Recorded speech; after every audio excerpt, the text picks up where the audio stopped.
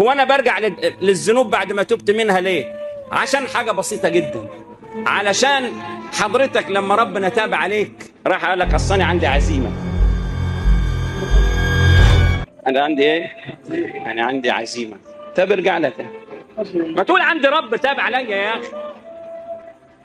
انت بطلت المشي المنحرف ليه؟ اصل انا بصراحه جهدت نفسي يا راجل. وعرفت تجاهد نفسك؟ ما ذكرتش اللي واقفك لكده؟ ما سمعتش ربنا وهو بيقول ثم تاب عليهم ليتوبوا؟ لما اتوب وانقض عقد المتاب؟ قال له لانه لما اولاك المتاب لم تشكر التواب. لانه لما اعطاك التوبه رحت عملت صاحب عزيمه.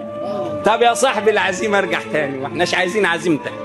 اذا لم تسوقك التوبه الى موطن يسجد فيه كيانه الى الله اعتذارا واعترافا بمنه الله عليك، اخذتك الطاعه الى ما لم تاخذك اليه المعصيه.